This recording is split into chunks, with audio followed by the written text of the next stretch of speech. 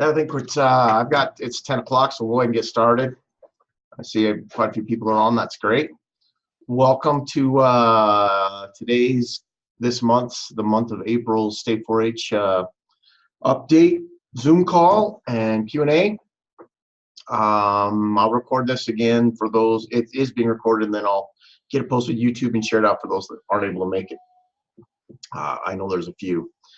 So welcome. I have a few items I want to tell you that are on the agenda, and then we'll just so you're aware of. I want to talk about signing days real quick. We'll talk about just an update on State Fair. Some things have transpired that you might want to be aware of.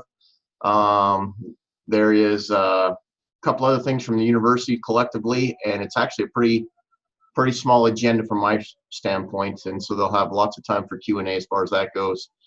And I hope, I'll just say this up front, Kim, I see you're on the call. I hope if we're short today in time, I hope that doesn't mess up the schedule for the follow-up call after this. So if you had guest speakers associated with that, will that mess things up? Do we need to start it back up later?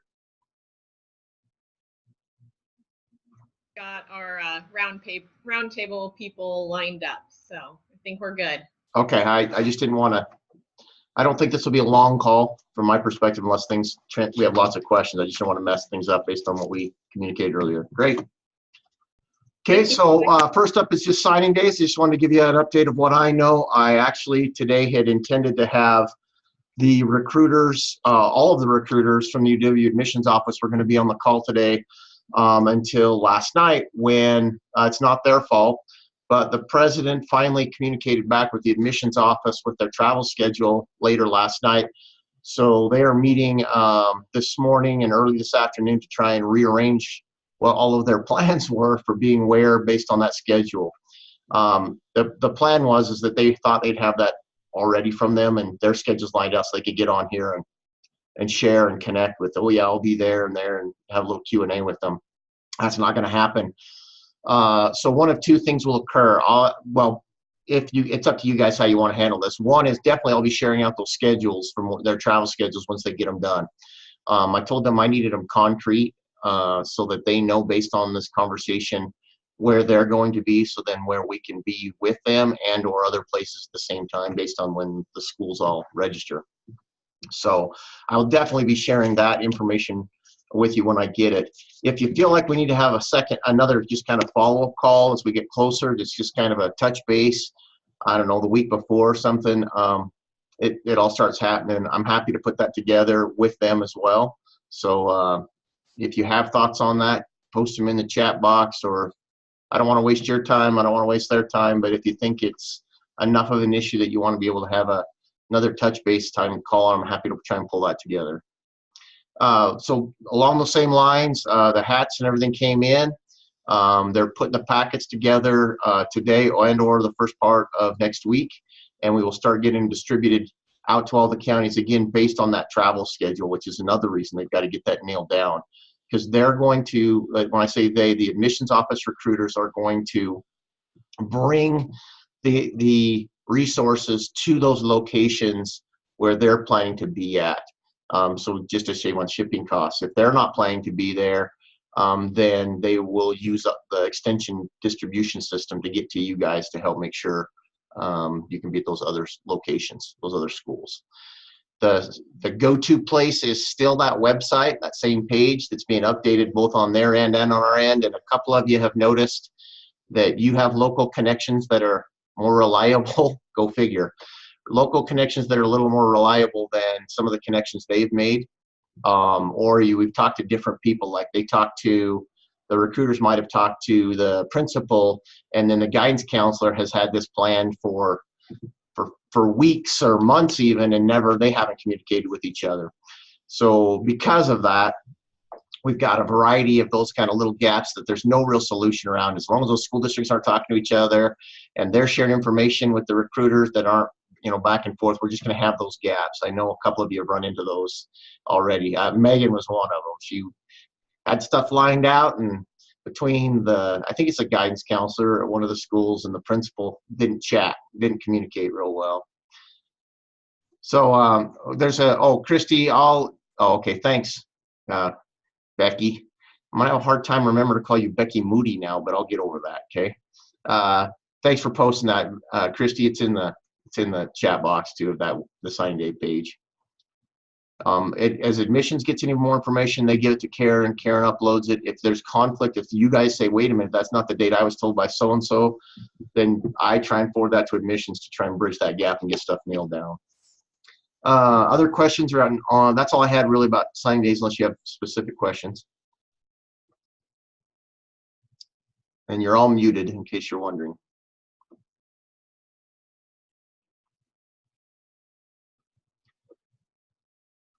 Okay, I don't see anything in the chat box, and I'm not hearing anything. So if you're talking and I can't see you, your lips aren't moving. Okay, yeah, except Alex's apparently. There they go. Okay, next on my agenda was just an update about State Fair. As far as be aware, State Fair is still scheduled. I have not seen the fair book.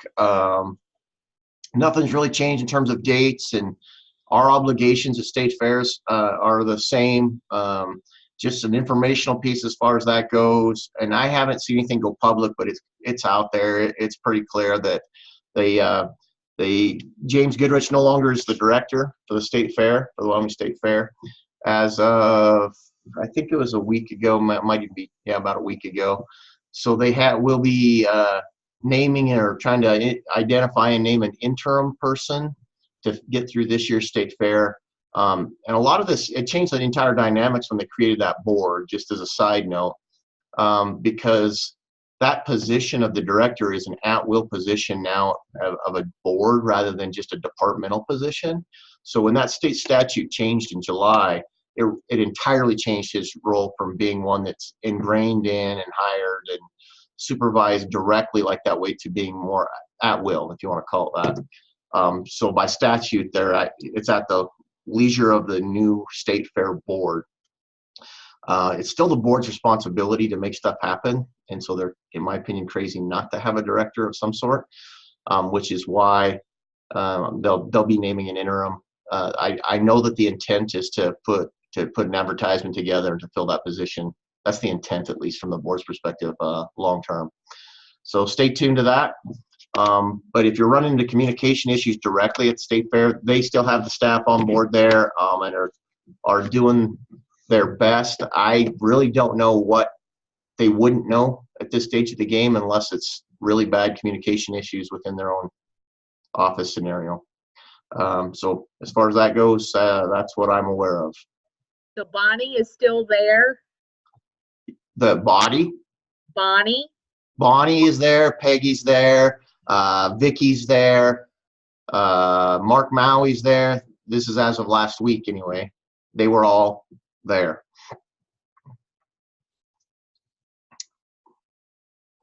Okay. Any other questions about State Fair or concerns? Again, it's out there ways, thank heavens, for us.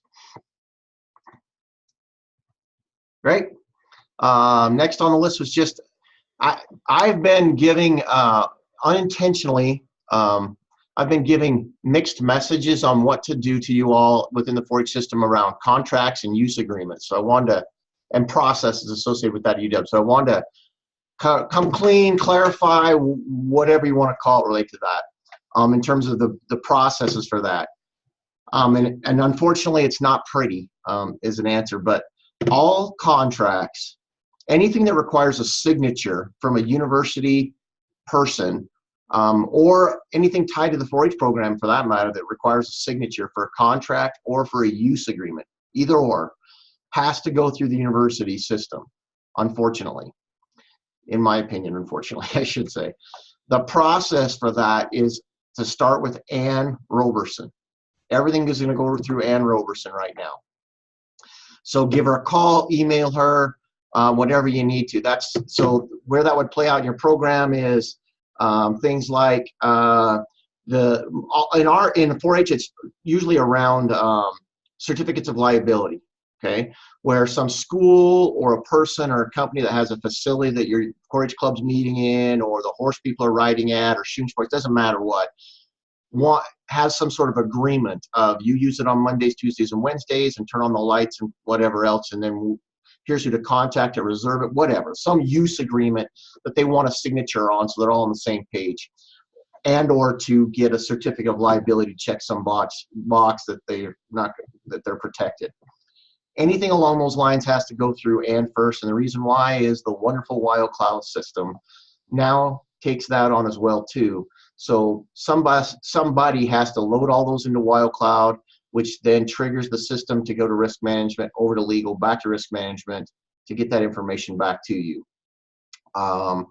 Supposedly, there's a way down the road that could be broader, that whole process could be broader, and all of our support staff that are university employees, there's kicker number one, could be able to do that for you and not involve Ann. But for right now, run those all through Ann until we can bridge this gap with what a chaos this is.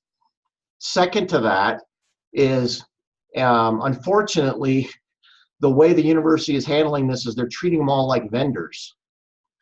Meaning it doesn't matter. Jonathan, you were laughing at me, but I did it right. You did it right, Steve. Yes, and I was laughing because I was laughing not because of what you did, because of what the university made you do, and I thought that was an absolute joke. So because of that conversation, An absolute joke, but that's still what you got to do. Yep, I followed up with them because I thought that was nuts, and that is exactly how they're doing it, which is why it's one more layer of junk.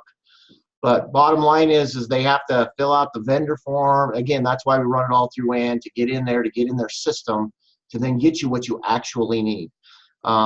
If somebody comes to you and says, let's put something together for a use agreement because they want some document signed, maybe it's I don't know, somebody that has a horse barn and they're just panicky about letting you use it because they want something in writing.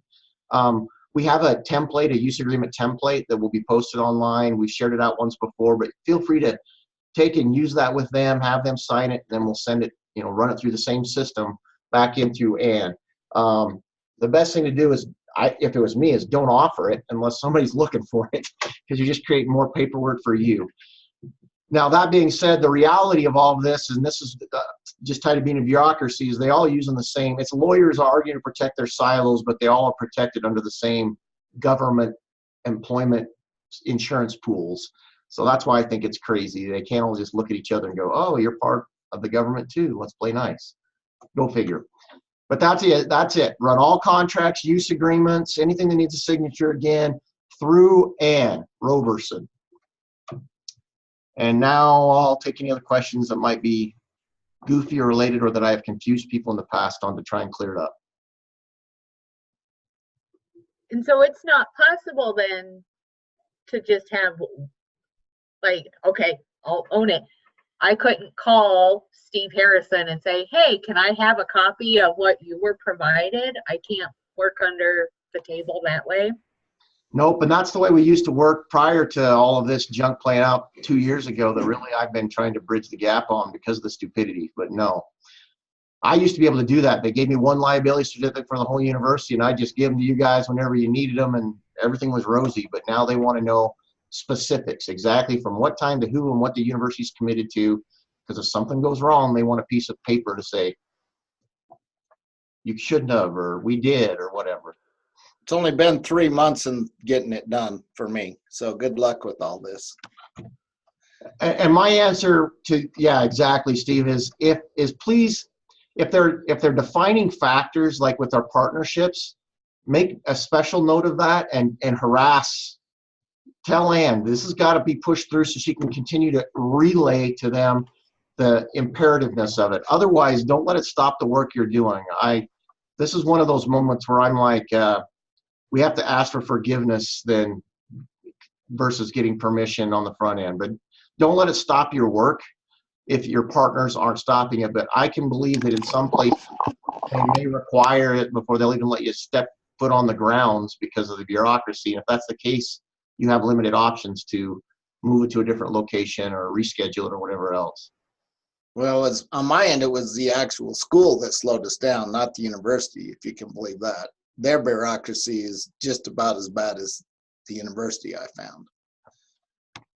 Because they don't know who had the authority to sign the paper and fill it out. It took them 2 months to figure that out. Yeah, and that's why I'm saying if keep doing programming. If they're going to let you, if they're going to give you the keys to walk into the building to do stuff, keep going. Because I don't know what else to say right now. The lawyers would tell me to tell you, no way, don't do anything until then, and they don't get community partners, so I'm willing to take that risk. But I may be asking you all to be references on my resume or job applications because of all of this, sooner than later even.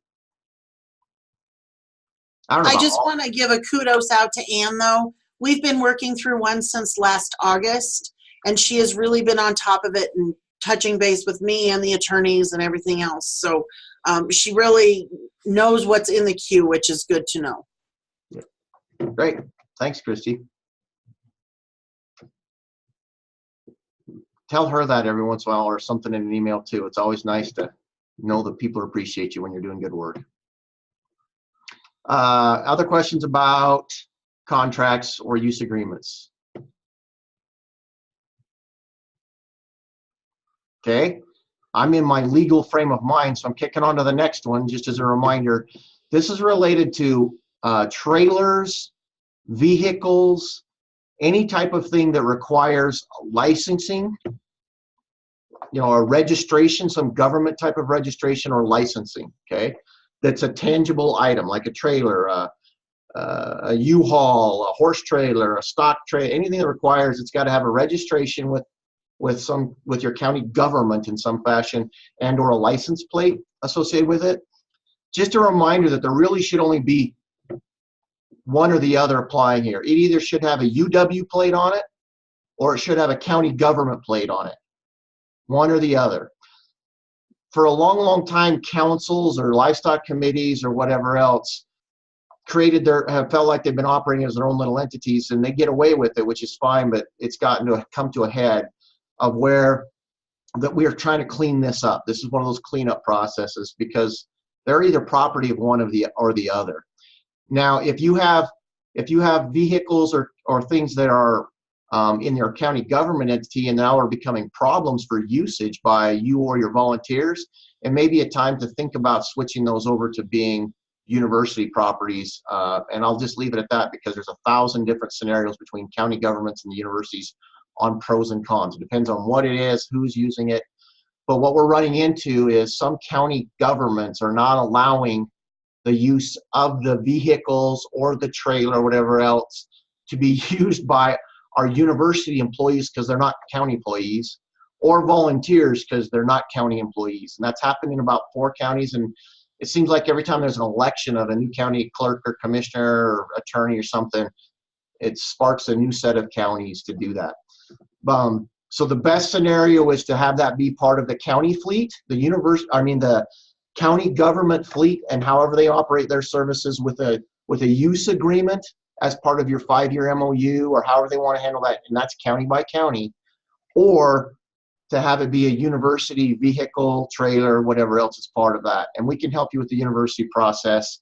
I say that tongue in cheek because I've been working just trying to transfer 2 trailers from Laramie County for how many months now, Christy and Becky? It's been like 6 or 7 months, I think.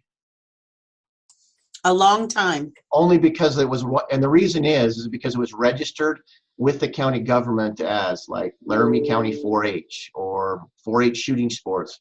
That's not illegal. It's not the university or the county, right? And so because it's been registered that way, and anybody can do that at the county clerk's office, but it's turned into, well, who's covering whatever things are related to it, the costs and stuff like that. If that happens, those costs will still be, if it's tied to the university, those costs on an annual basis will still be billed back to either your county government, whoever you guys decide is paying for that, is the owner of that, even if it's the university's property because it's Goshen County's, I don't know, big trailer for camp, right? If they've got something like that with university plates on it, you will get a bill annually just like any normal person would for licensing or registration of that. That's why sometimes doing it through the counties, they don't cover those costs as part of their 5-year partnership with the university. Sometimes they don't. Again, that's county by county. So is that a question then when MOUs come up to start having that conversation, or is that a conversation to begin today? I would start having that conversation if your MOUs are up.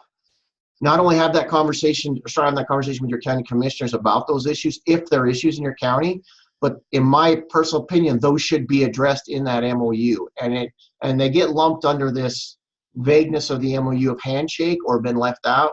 But it seems like office supplies, phone, photocopying, paper, pens, the light bill, those things all seem to get agreed upon or covered upon in that MOU, and a little bit of travel dollars for their area educator that's associated or based out of their county, but they don't necessarily cover other pieces effectively.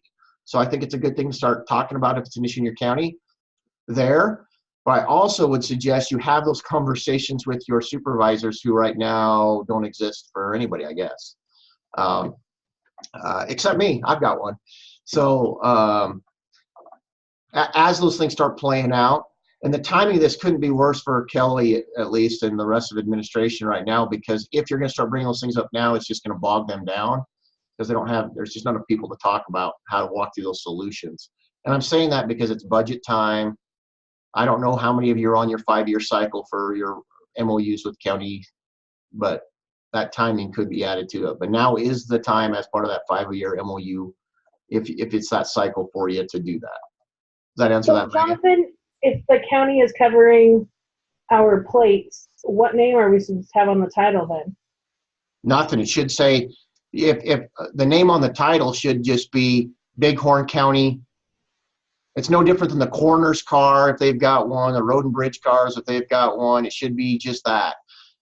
The access or use of that vehicle should be addressed somehow in that MOU if it's assigned to extension or 4-H or whatever else for use only, or it's donated. If somebody donated a vehicle, it either is donated to the university and needs addressed from the university's perspective, or it needs to be addressed in their MOU from the county's perspective that it's assigned to 4-H. And that's the pieces that are missing, Grady. Okay, thanks. This sounds vague, and I don't know a better way to do this at this stage of the game. I'm just trying to toss it out there because it's starting to blow up, and I'm making the university deal with it on their end, and they do the same thing county government does. They both point their finger at each other and say, well, isn't it their problem? And then you guys are stuck in the middle trying to help make sure there's access for either yourselves and or your volunteers to use those things. So Jonathan, it's Christy. So to confirm, our shooting sports paid for the trailers out of their money. We licensed them for Eastside Shooting Sports and Laramie County 4-H. We need to transfer those to UW property? In your case, yes, that's been the process we're going to have to go through to get UW plates on them. Okay, thank you. And so their issue, Christy, is trying to figure out how to transfer the ownership of it and they can't figure out how to do that without a sale of the trailer. This is attorneys talking, right? And I'm like, okay, great. So we sold it for $1 or a penny or whatever else. Oh, well, we can't do that. Okay. Then what do you want done? Just tell us. So, does that include our Connexes? No, because they're not licensed. Okay. They're property, so either they're property of the university, just like a popcorn machine owned by the Rock and Wranglers 4-H Club is property of the university. Okay. Or it's county property, one of the two. Okay, thank you. But there's no licensing, so it's not worth worrying about. Okay, thank you.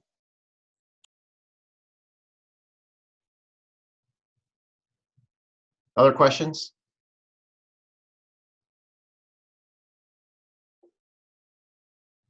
Great. As they come, and they will, just know that's what we're working towards, and give us a call. Another one I wanted to share with you, and this one, so this is just Jonathan stepping out there trying to wade through all the processes, but I wanted you to be aware that in the supplemental budget that the university got through the legislature, it's specific this year. It specifically mentioned the coverage of the EPBs for 4-H educators through June 30th of 2020.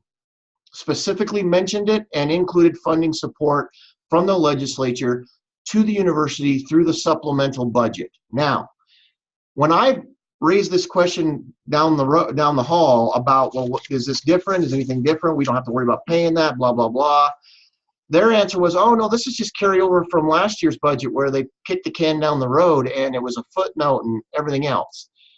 Everybody I've talked to at the legislative office directly says, no, this is not that way. This is a supplemental piece that was actually done because your all county commissioners started pushing back to the university saying, hey, you got to deal with this. Now they kicked it down the road by saying it's good through June 20th or June 30th of 2020, but it's covered. So I would tell you that it's a win.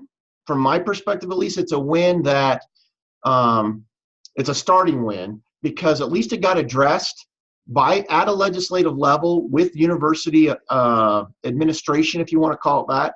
What I'm not sure is the budget implications of that, because the way it was described to me was the university takes that supplemental budget, and even though it was legislatively said this is what it has to go to, they just throw the money in the giant pot and make sure it gets covered some way. And the way in the past they've covered that is they just pass that bill down to the dean, who passes it down to extension to actually cover the costs, even though the legislature didn't intend that to be that way. Supposedly all this new budgeting process is supposed to fix that and make them more accountable, the university more accountable to the legislature on that. I have no idea. So that's where the grayness is. I don't know if it's a bill that really just got passed down the road to coming out of Smith Lever and extensions budget.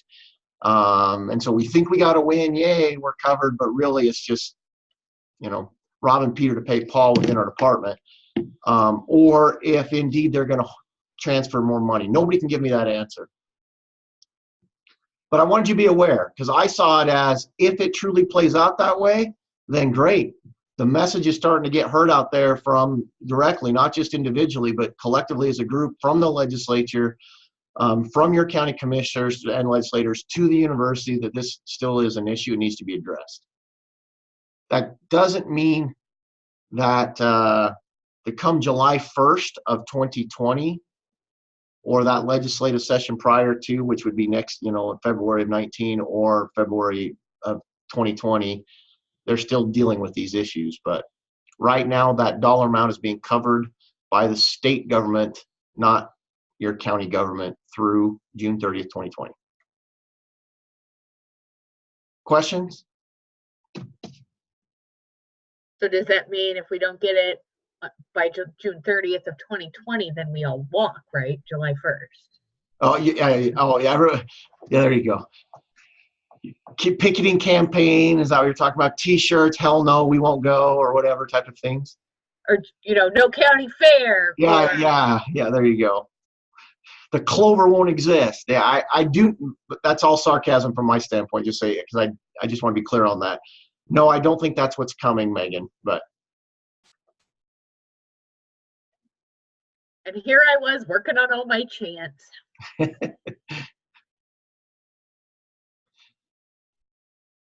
Okay, those are the things. Lastly, on my list of stuff, Warren and Sarah both gone today. Sarah's taking Warren and the kids to the airport that are headed to National 4-H Conference in DC, so they're headed out today. And so she was transporting with them. You've seen a bunch of emails coming out from her regarding to Elite Showcase Showdown. I have no new information other than what she shared with you. If you have more specific questions that need to be brought up in this venue, great, bring them up, and I'll make note of them. Otherwise, my answer is going to be, yeah, I'll make note of it and talk to Sarah when she's back in town directly. And similarly, from Warren, the events he's been working with besides State Shoot is that teen conference. Again, that teen conference is being scheduled for this fall in September. It is in conjunction with the University of Idaho football game weekend. It looks like the kids will be staying here either in hotels, most likely here in town. We're trying to work out some arrangements on campus, either with dorms or some of these vacant sorority fraternities. We'll see. And that's about what I know. The other one is the last on my list was that Steve just finished up with the committee on all the foundation scholarships.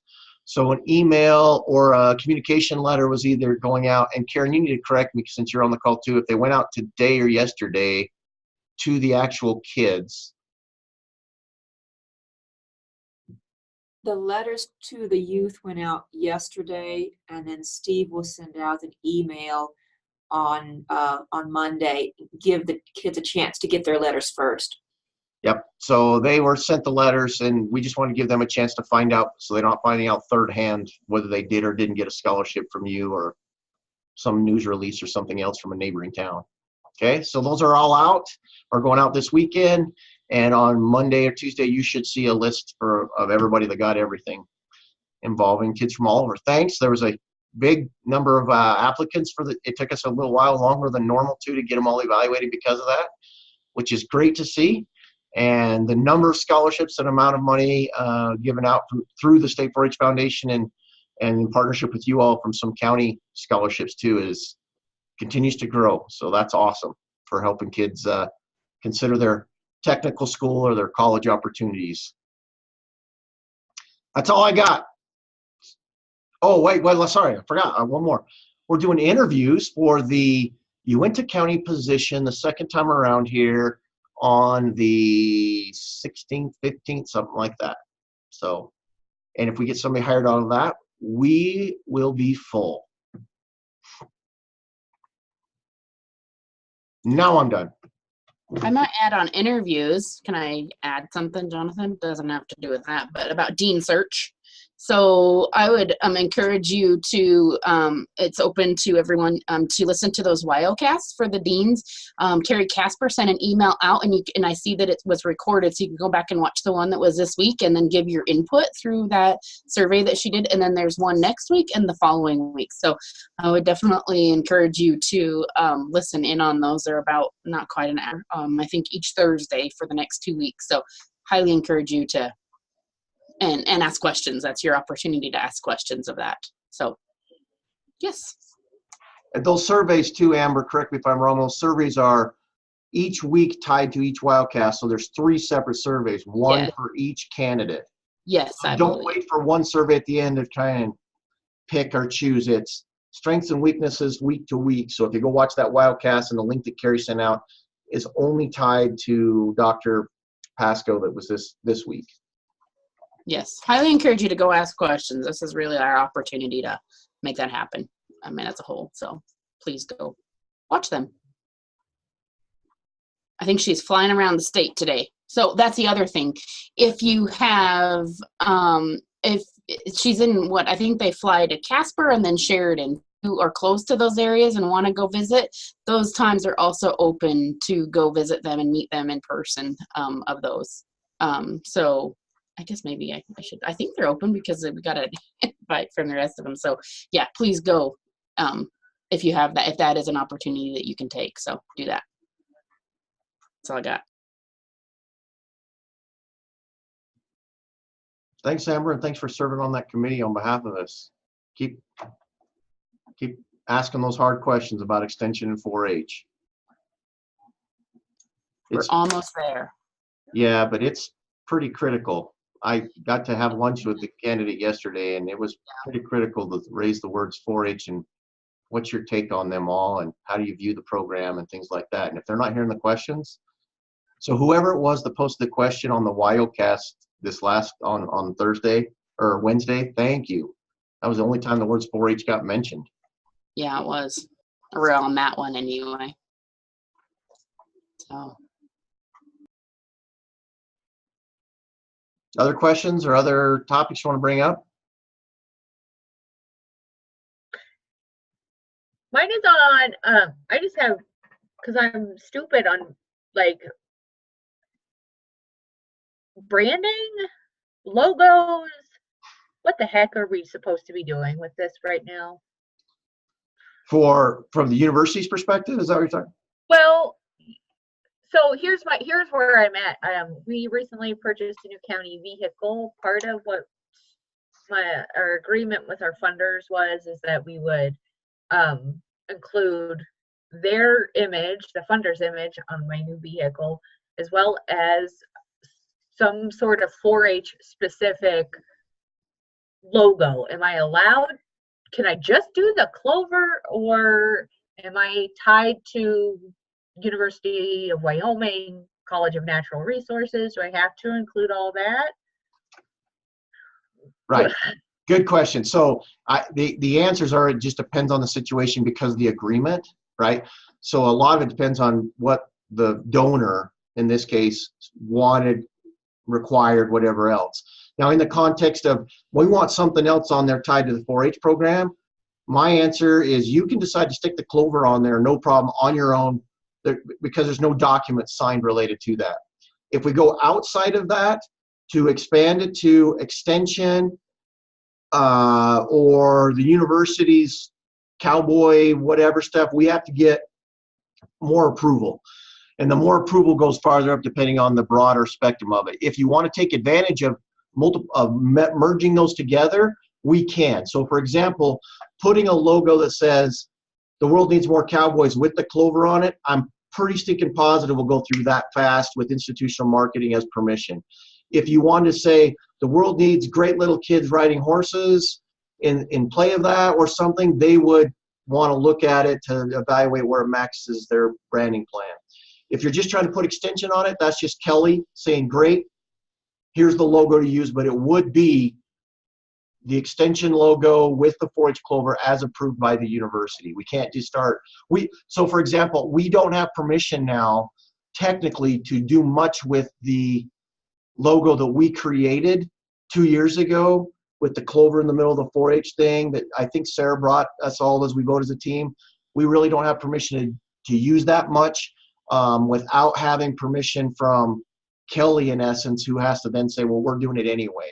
So that's going to be a case-by-case basis. My answer is we can keep using that internally. If you're using it in newsletters, if you're using it on your web pages, we're okay for some of that stuff right now until they throw a big fit. But if you're going to go to print on something that's going to drive around or a billboard or T-shirts, we have to get their approval now that they spent all their millions of dollars on that other logo marketing stuff.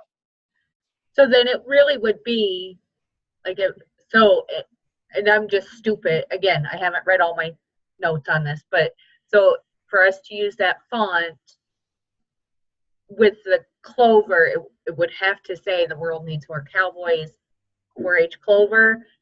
Like you had done a presentation at Epic that had like growing true leaders, and that's what I was hoping to get my hands on, using that university font with the 4-H clover. And we can, if that's what you're wanting, that's what I'm saying is you can design stuff like that. We'll take it to institutional marketing, show the national 4-H marketing plan. They may say, leave us off of it, go ahead and print it.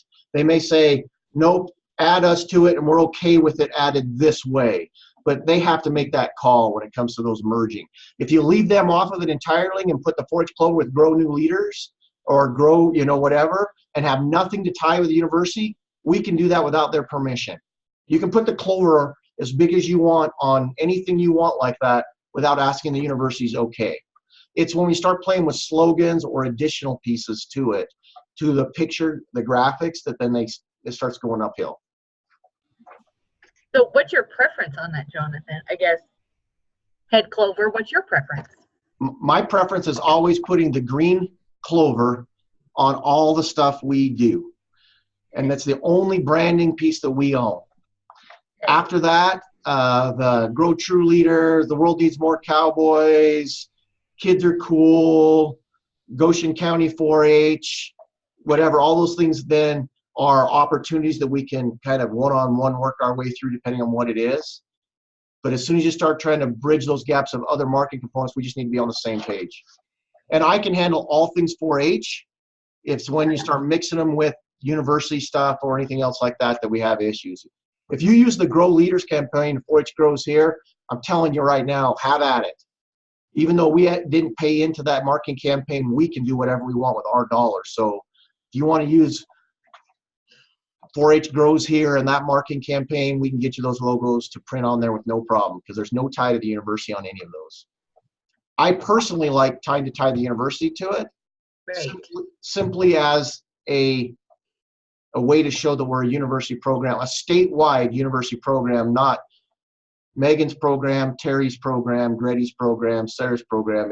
Just with a clover attached, it's broader than that.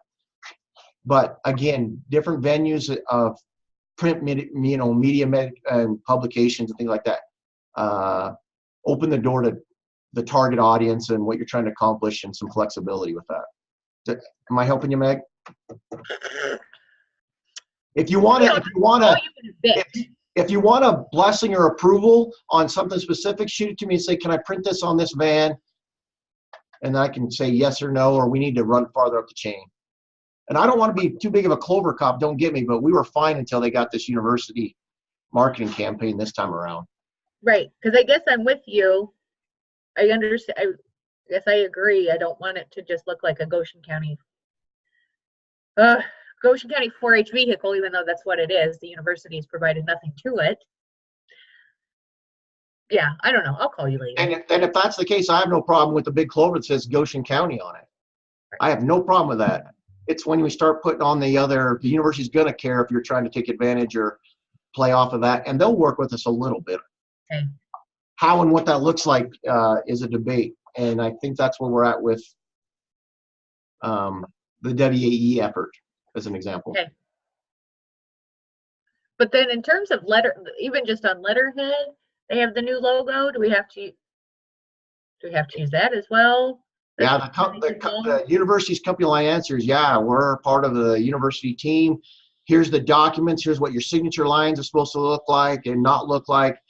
All of those things are getting you work for the university, and here's the limitations working with them. This idea of, they're trying to bring us all online for the greater good, and this is one of the ways they do that.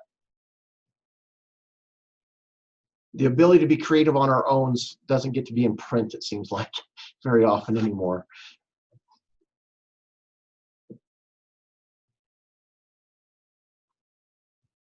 Other questions or other topics people want to bring up?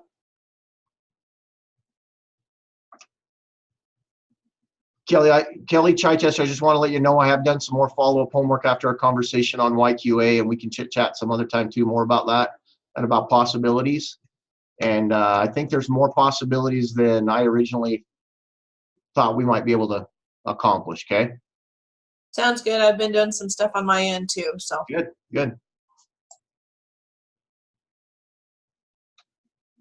All right, if nobody has anything else they want to bring up. It's April. Things are crazy. They're going to get busy real quick. So blink and it'll be summer. I do have a question, Jonathan, about,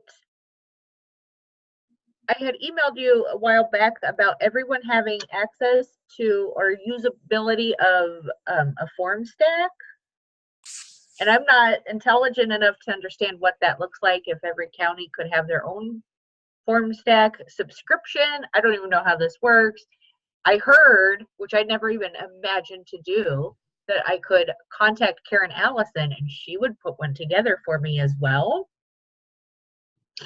So here's how I did some more follow-up work based on that information. I contacted FormStack, the company, and said, what are our options? We have 24 counties. They all do their things.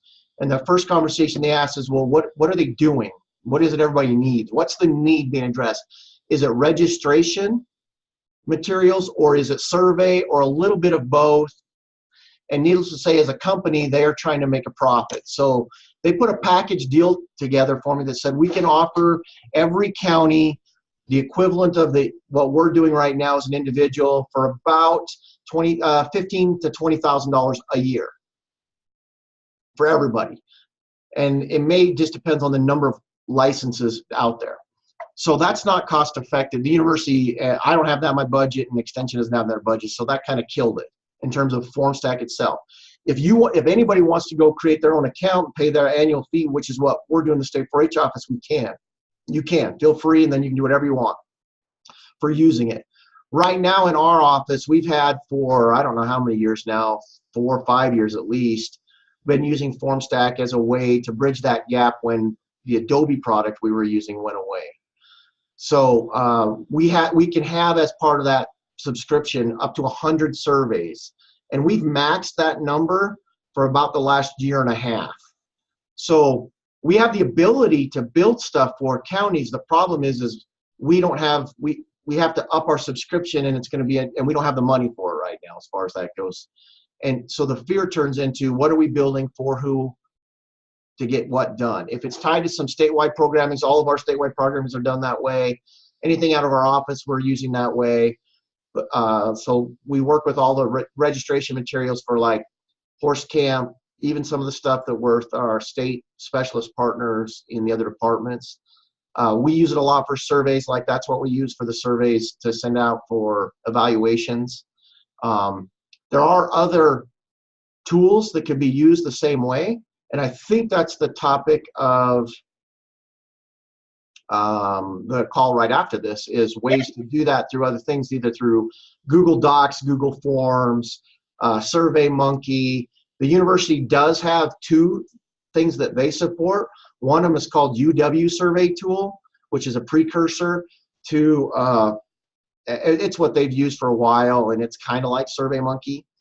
The other is they recommend using Microsoft 365 Forms, and I went and played with them and hated it. So, but it is an option. You may not hate it. You may love it. But those are the two that are supported, if you want to call that. If you call up the IT desk and they go, I'm trying to do this, they can walk you through how to do it and help. So that's it. Oh, if you look at the chat box, for those that aren't that are online but aren't looking in the chat box,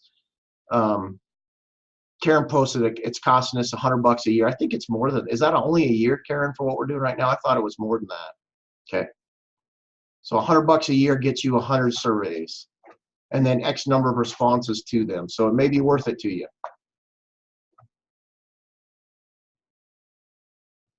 And that's the gold level. There's 3 different levels, so it may or may not cost you that much, depending on how many surveys you think you would need for the year.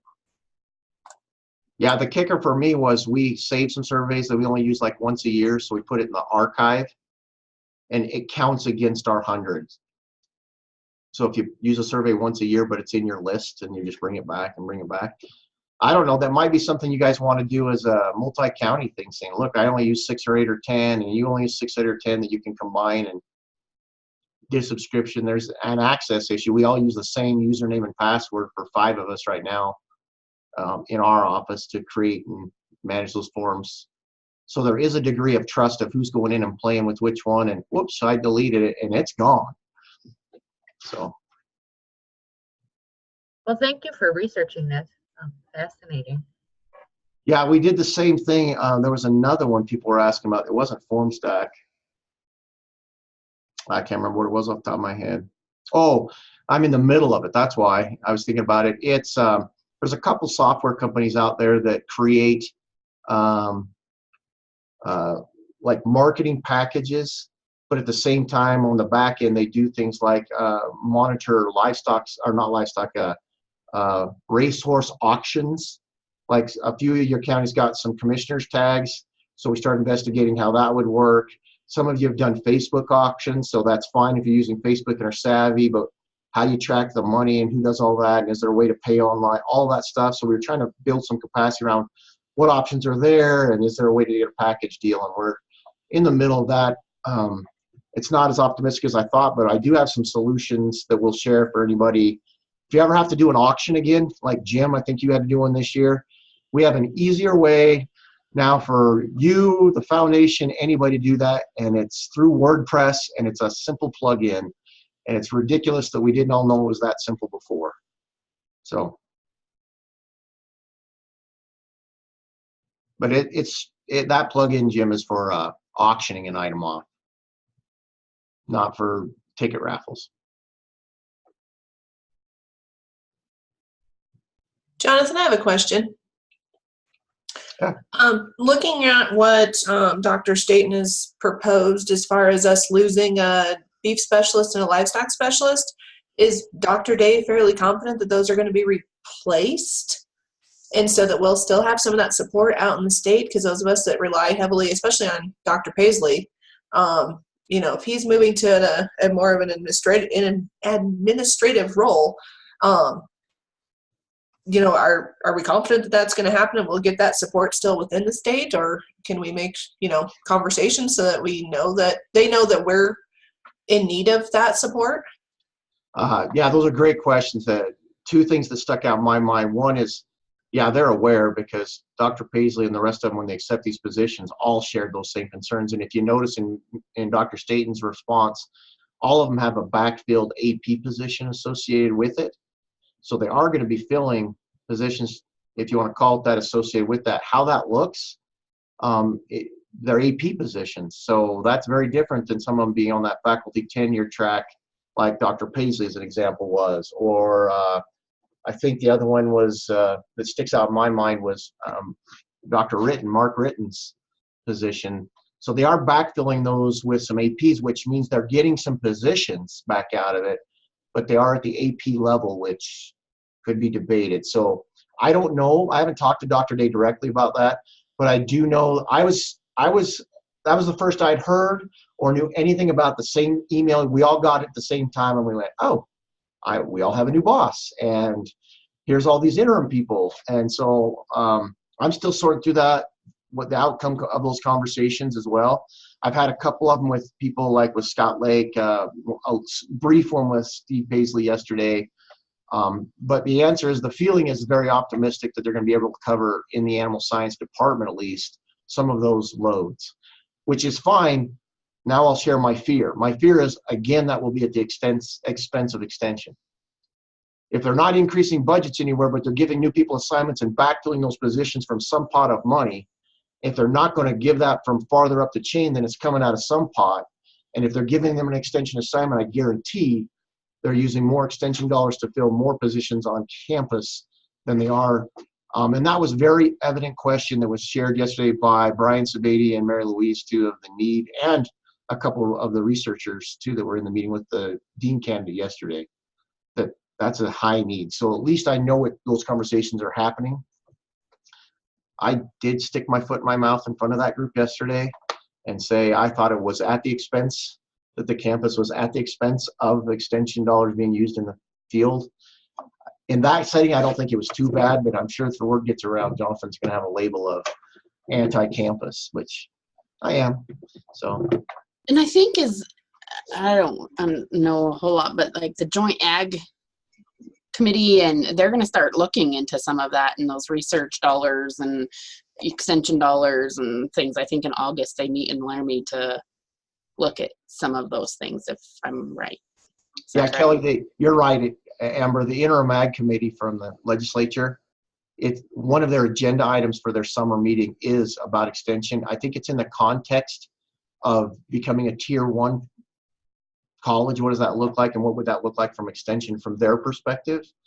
So they're, but also on some of those, how those dollars are spent as far as, makes our, and I guess I'm not immersed in the campus academia stuff, but how it looks with extension dollars and teaching hours and, different things. So I know that I think the conversations are started anyway of looking at some of those things. It'll be interesting to see how the legislature engages in that conversation, because they can either get real micromanaging again, or they can call the university on their bluff and their practices of the past, or who knows what. And I think that meeting is being held in Laramie, isn't it, to look at even some of the facilities of College of Ag and needing some updating and those kinds of things too. Yeah, as of last week, they weren't sure on the date, Amber, because the weekend they were proposing it, they weren't sure they could even come and meet because it was tied to the Missouri football game, and the local people thought there weren't going to be hotels and what have you. And my answer was, come to my house. You can all stay there then if you can get stuff done. That doesn't go over well, but. I got a fairgrounds floor they could stay on.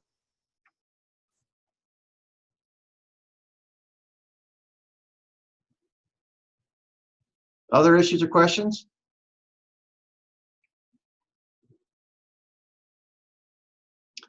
Great. And the last thing I just wanted to pop out there was about internships have been getting filled. If you've been communicated or still have questions about where that's at for your county, if you're getting an intern, you can follow up with Karen in the processes. But I'm starting to see through the WyoCloud all these. I've been approving them as fast as they can come in, but there's like 9 levels of clicking buttons to get them through the process now using WyoCloud. So that's been interesting.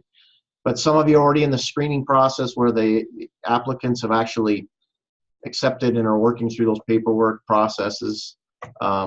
So thanks, and keep at that. If you have other issues that are about filling them or matching them up, feel free to get with Warren next week, or well, he'll be gone next week, the week after. When do those ones that didn't get accepted, when do they get their letter that says they weren't accepted? Just because I told them that they would hear from me one way or the other, and the one that didn't get accepted hasn't heard from me, so I'm wondering when that happens. Now say that again, Amber. Like you picked one, and I told Karen, and Karen has started that process. So maybe Karen can answer that. Because doesn't we offer them, and then UW sends the, if you want to call it a rejection letter, I don't know what else you'd call it. When do those go out? I send them out after all of the interns have been picked by the counties, and we know for sure that they're going to go through the system. We don't want to send out your rejected letter and then find out that the person that was picked by your county had a felony child molesting, and they wouldn't go through. So yeah. Okay. So it does drag out the process a little bit more.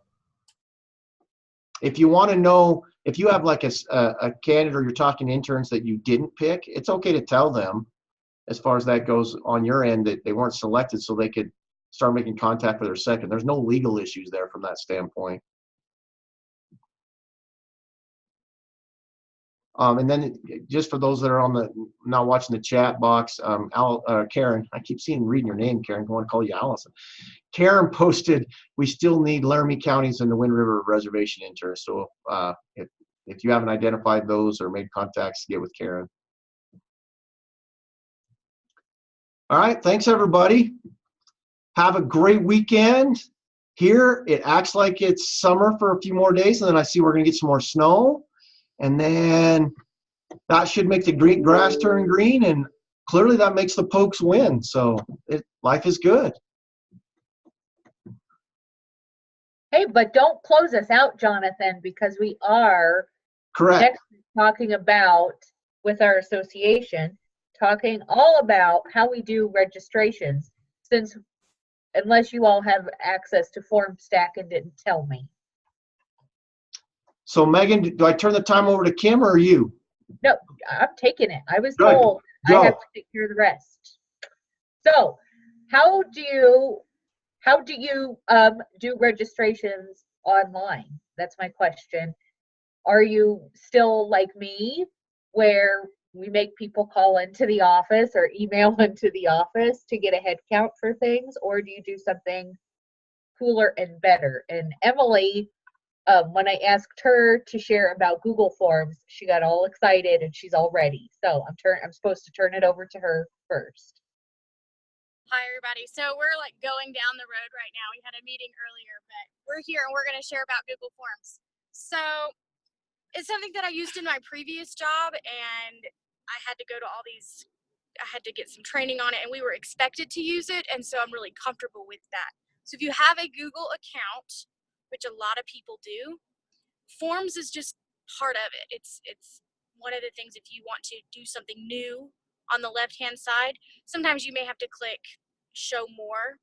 And what Forms is basically like a form stack. You get to ask all the questions and gather the pertinent details. You can add images.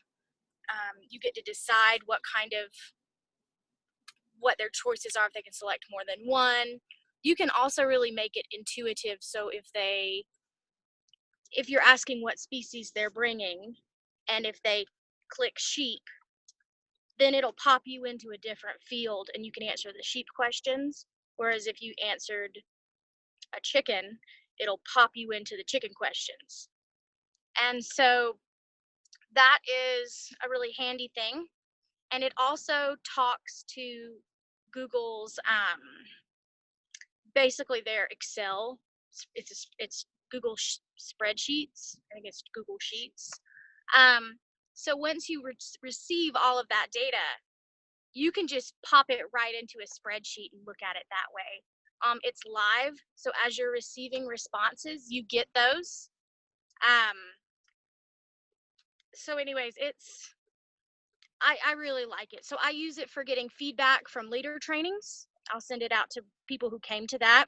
I'm using it this year for vendors contracts for county fair. And we've used it to gather t-shirt sizes for an order. I use it for a lot of different, even something like figuring out when to have a meeting. It's really handy with that as well. So anytime you want feedback from a large group of people, it's versatile in the fact that you can change how the answers are and really make it intuitive, and it just turns it right into a spreadsheet. And that spreadsheet can be exported to Excel if you prefer to use Excel. I don't really have a preference, and I like that Google is accessible everywhere, even on my cell phone. But I guess I'll do this in the car. You can go inside. I'll lock the car when you're done. Sorry, guys. But anyways, I'm happy to spend some time if anyone has questions about how that works. Emily, do you use it in place of Doodle for like that type of thing too? I do. With the same ease? I'm sorry, say it again. With the same degree of ease, I found Doodle to be pretty easy for like scheduling meetings at least. Right. Yeah, it's pretty much the same kind of thing. So what I'll just do is it makes it where they have to respond with their email and have to respond with certain fields, and then they just select, and it can turn it into a pie chart, and it really does a nice job with the data into something visual that you can use from that. So, but I've used it for all of my volunteer trainings and things because I like feedback, and it's part of the thing that we're expected to have is feedback from different things like that. So I'm able to get those responses easily from people and just have a nice chart, fancy numbers and things like that. So it's useful. And so from it, like with our vendors for fair, I'm able to turn that chart into, I can see exactly how many need a certain size, how many want to be in the parking lot, how many want to be in the lawn. It sorts all of it out really nicely from those fillable fields, and you get to customize it. Obviously, like you can see on here, so if she were to, up at the very top where you can share, you can change the theme and background and make it look pretty. To share it up at the top, I think it does say send. So if she were to send that to me, you could pop in all of your fillable emails, and you could even do an email list, which like when I need to use my our council or whatever, I'll just put in that group there instead of typing in all the individuals. And they don't have to have a Google account to complete it. So anyways, that's what I've used for the past 7 years. And I guess I'm a creature of habit. So when I started this position, I've just naturally continued to use it because I'm comfortable with it. Hey, Emily, this is Kim. Can I jump in? Yeah. Okay, so we use Google Forms a lot in our office. So I just wanted to tell people some positives and negatives about it. Yeah, go for some it. that you hit on, like, yeah, you can send the link specifically to people, which is pretty awesome. But the negative with that is their Google Forms links, website links, are like crazy letters, numbers, symbols, who knows what. So if you want to use that, one thing I have done is I've found other URL converters, and so you That's can what go, I use too. yep, and make a custom URL. So that helps that negative. Some other positives is, yeah, you can, if you like Excel like me, then you can export it into an Excel file and change everything. There are some templates, which is pretty awesome. So if you're like, I need to make t-shirts, there's a t-shirt template. I need to do an RSVP, there's an RSVP template. So that's pretty nice, is if you have to create some, there's templates, and it's free. Yep. So that's a big positive. So, And sorry, what you need to back up just wanted to jump in. statement that was made. What is a URL converter? What does that mean? What? So if you were to like Google, the one I use is TinyURL. If you were to Google that, what it does is it takes you to a website, and it has a field where you can copy and paste in your big long Google form link that's like 3 lines long and makes no sense. And they'll change it to where it's something like t-shirtorderlink.com or something ridiculous. So it's not as obnoxious and daunting and easy for you to share to people so that they can remember it.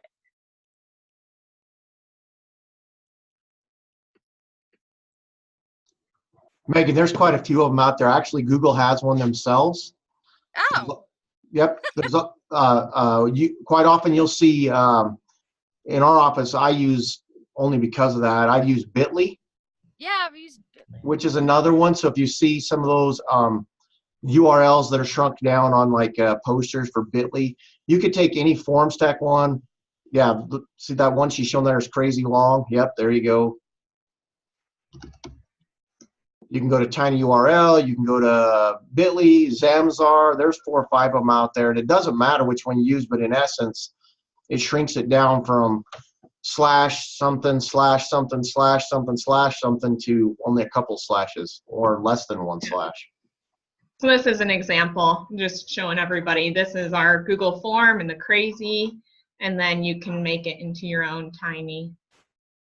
I like the tiny one, like Emily does. I couldn't get the Google one to work, Jonathan, so if you've got access to that, that would be handy.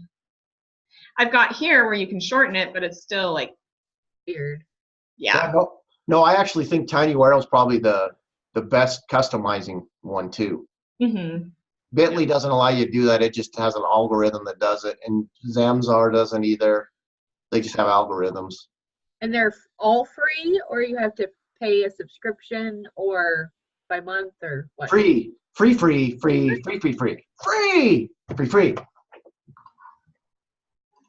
That was a commercial, sorry. It was. An annoying Geico commercial. But you were much funnier than Geico. So you're all recommending the tinyurl.com?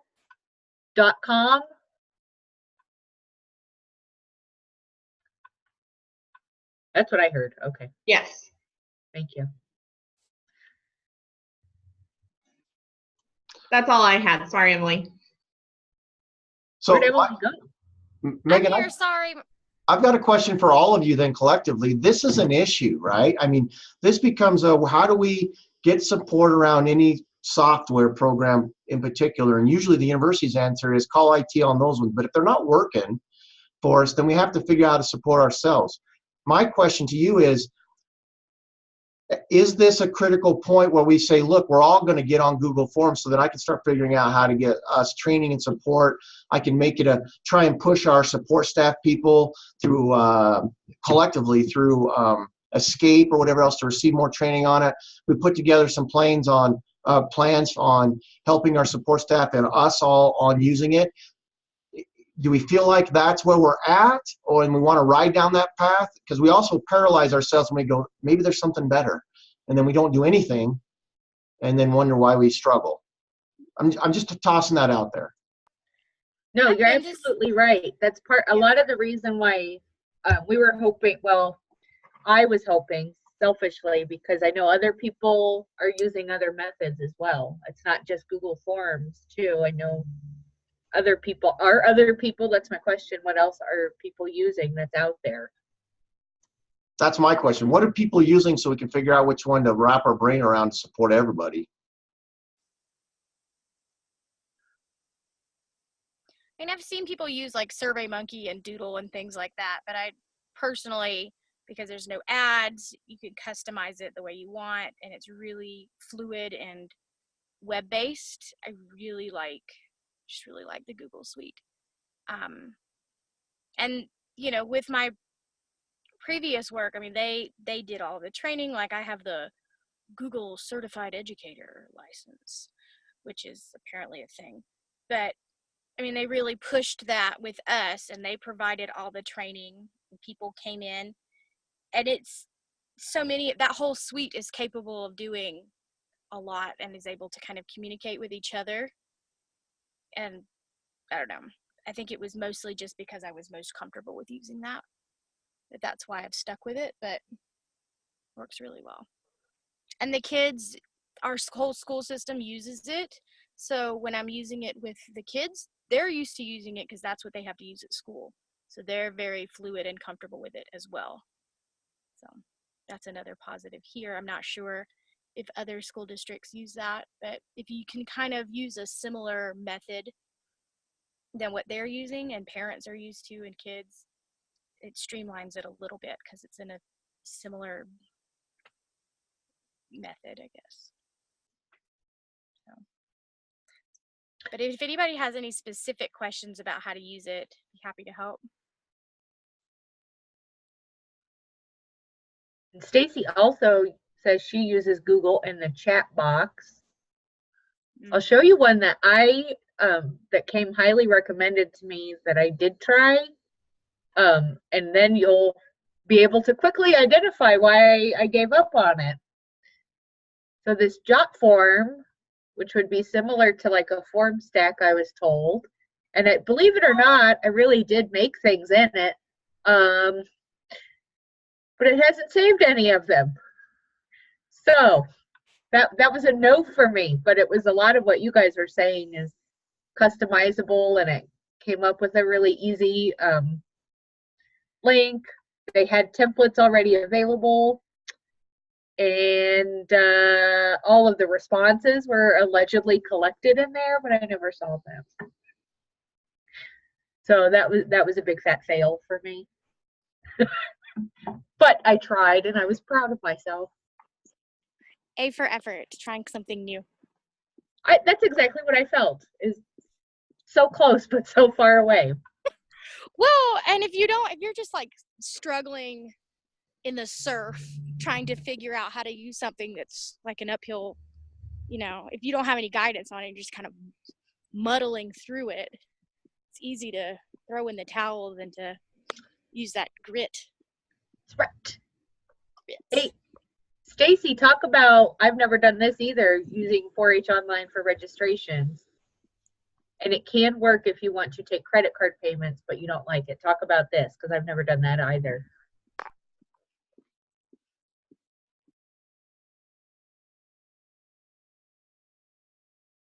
All right, we're coming back. Mary Louise, you talk about it. It doesn't. I've used 4-H Online for 4-H camp and for County Shoot. Now that I've got it figured out, I can just like change stuff from year to year, so I don't have to refigure it out because I don't use it often enough. So it does not sound as friendly as what Emily shared. And it seems like it would be easy for 4-H families because they already have a 4-H online account. But it's not so easy for them to get to. So this sounds, the Google stuff sounds much friendlier. I guess that's a good question. Is the Google stuff, can you do an online payment with that as well, or no? Is that still a separate entity? I've never done it. I think you could put outside links to like a PayPal or something. I just got back to my office. I'm logging into my computer and I'm going to share my screen and kind of show one that I've done so you can see how the data converts. Would that be something useful? Yes, please. Okay, give me just a second. Sorry, Well, guys, we had a meeting. We've got all kinds of mess. While she's doing that, I'll let you know that Google does. Because it's all external links, just like she said. You can embed any payment third-party processor into any Google form. They have a way of doing that. The problem is you have to have a third-party processor to do that. PayPal, Braintree, there's like 10 of them, 20 of them out there. They're credit card payment processors. Square, Intuit, all those that advertise online. Okay, now my internet. And that's a whole discussion that someone can educate me on a different day. Because I do know that those absolutely exist. Just give me your credit card number, no problem, Megan, and I'm happy to teach you about To it. help me with that? No, to teach you. I want to know someday, seriously, someday I do want to learn about accepting them online, Bitcoin? like Foursquare or something. Megan, we'll talk. We do a bunch with that, so we can help you. I know. Here's my, yeah, I'm so serious. I'm so serious about that, but that's a whole other brain. Well, you'll need to know it because we allow county clubs to create one of those accounts. So it's Oh, yeah, that's what you said, but maybe that information didn't get readily passed on here in the greater Torrington metropolis. understandably why. That's why we haven't done a lot of, hey, by the way, just go do that. We put it in there to help, but left it alone. I'll shut up because Emily's going to share. Okay. Well, maybe because I got a new computer and I don't know if it has like a, I don't know. Hang on. Oh, it's because it doesn't have, son of a gun. So I got a new computer last week and I guess it doesn't have a microphone or camera and I'm so used to my Mac. It's ridiculous. Emily, would you like me to share mine? You sure can. Let me. It's up to you. I'm still trying to like figure out how to make this work. So If your new computer was like my new computer, I had to update my camera. I don't even see that it has a camera. So, Ooh, okay. but hold on there. Okay. I'm going to leave on my cell phone because that's say goodbye.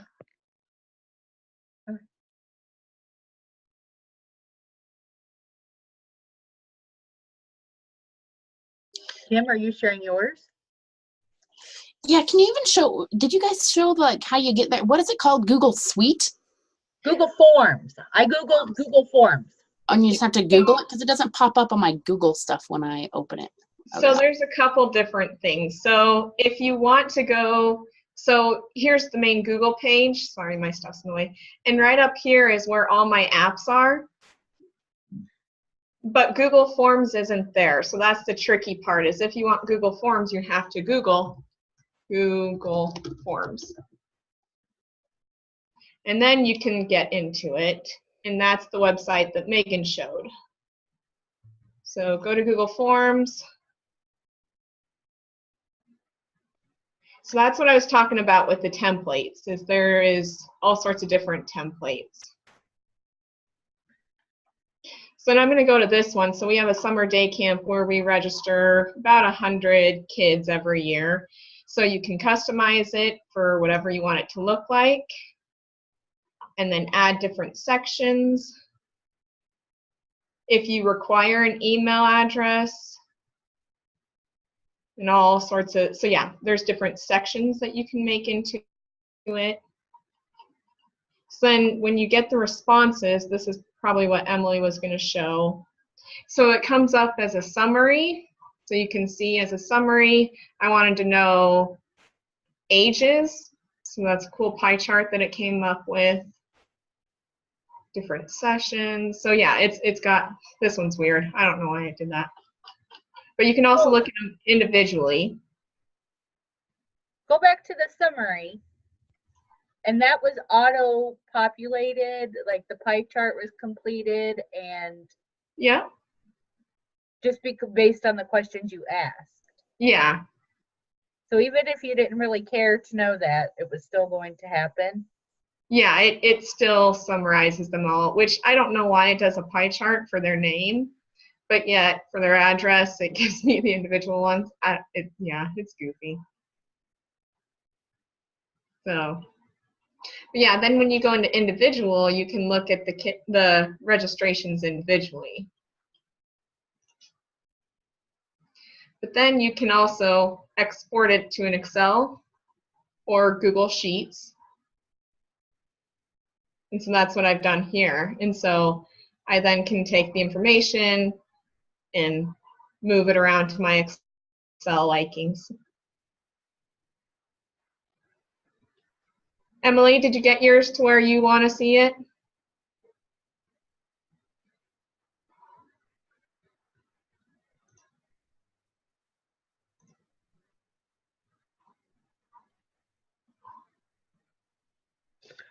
I'm just kind of mind blown right now.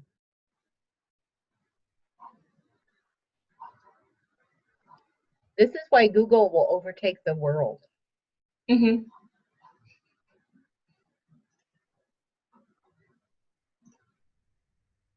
So then it all goes into my drive. Sorry, you're going to see everything in my drive. Well, and the one nice thing too about Google, because I used Google Forms for Cowboy Youth Classic registration, is that multiple people can access the data. So I was just going to share that. Yeah, so we have our extension office, and everyone in our office is on there. And you can put whether they can edit it or what they can do. So we have, these are just our RSVPs, but then this is the Google Forms RSVPs. And you can see who's changed them, which is pretty cool too.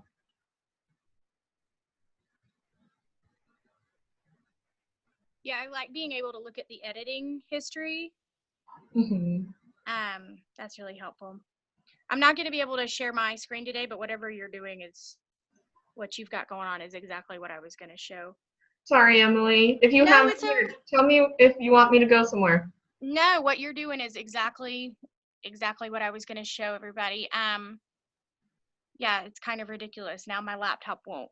I was like, oh, I'll pull my laptop up and use that one. Now it can't connect to the internet. So it's just a ball of fun. But everything, there's some other, if it's going to let me pull it up. I was going to say too, you can make a copy. So like last year's summer day camp, make a copy, edit it, and put 2019 summer day camp.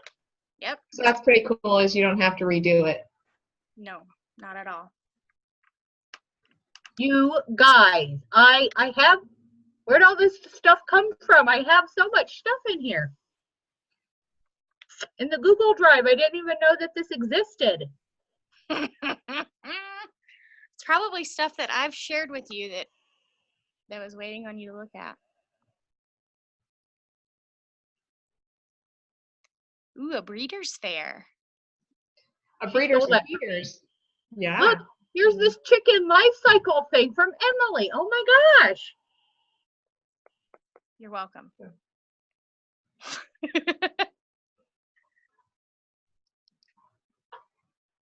Is that the PDF, giant, like 300-page PDF? It's amazing. It's curriculum. So wait, then you can make folders in there too. Yeah, girl, we got to organize that mess. I know. Yep. We're going to have to visit about this. Yeah, I told you I need a whole lunch and learn on just Google. Yeah. Yeah. I don't even know. Oh, it's a game changer. So Stacy, are you ready yet or no? You need more time. Well, we'll see how it goes. I like 4-H Online is great if you want to take credit card payments.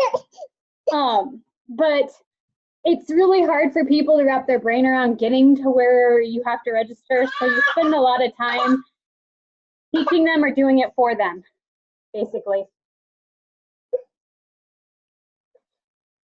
And once you figure out how to create registrations in it, it's pretty easy to create them, but I don't know, it's just not as user-friendly as clicking on a link and going to a survey. It's so much easier for people, I've found. If you have specific questions about 4-H Online, just ask.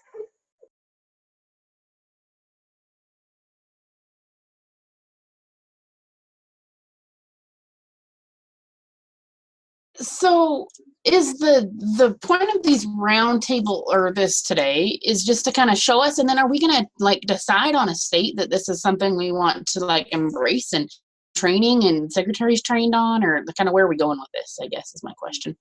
because I think it's good. I just need to, like, I'm so confused that, like, I'm not gaining anything to, like, use. Like, I'd have to have more training, and I'm all up for that. But is that what we're kind of going for, I guess? I think so. I think like that. I think the conversation as it began is that, for example, I didn't even know, like, sincerely, here's how it started. Oh, the state 4-H office has a form stack, and then I was showed what that looks like for RSVPs, and I said, oh, so you mean not everybody takes phone calls and RSVP lists in their office? And then I was introduced that maybe I'm behind the times. So really, step one is, what are the mechanisms that people are using that we can all try? And then I think, as Jonathan just pointed out before he stepped away, what do we need to be moving towards as a state? Because I did ask him previously if there was an opportunity for every county office to have a form stack subscription, or and evidently that's cost prohibitive for all of us to do, and it's not cost effective for us to run all of our county programs through their office, it sounds like. So what's a more cheaper option, I guess, was his question, that we can all embrace and move forward with. That's my understanding. So Amber, I just wanted to learn more, and Jonathan wants to take it further. Imagine that. Okay. Well, I'm with you, Megan. We do old school and paper and call. I'm with you. And so I'm all about this, but I guess, is there other options out there, or do we just need to kind of decide, do we want to do 4-H online stuff, FormStack, or Google? Is that what we're going for? Or is there other options even still that we haven't covered yet? So I think what we're trying to do as an association is give you resources of what's out there, but then because of this call and having the state office on, it's where, like, yes, there is a need for something. And so that's what maybe, here are the different sources and here's how you can use them. And then maybe we need to have the discussion as a state of, okay, let's get one supported by the state so we can help ourselves do better. The other one, I will say, that Tycee and Caleb kind of turned me on to was Eventbrite. And and I can't log in because I used Caleb's login information, but I don't know what that is anymore. But I did it to set up our escape house, so that when you signed up for the escape house, it was all done online. You could pay online through this Eventbrite site. And then Eventbrite took their percentage and then just sent me a check. I deposited the check last week. What's neat, I will say this, is it's not in my repertoire that I'm going to go there all the time to check it out. But you can, like, here's something called Spring Up the Bluff. I don't even know what that is, but it's all happening near me. See, my event ended, so that's why I can't get to it. But here I could view.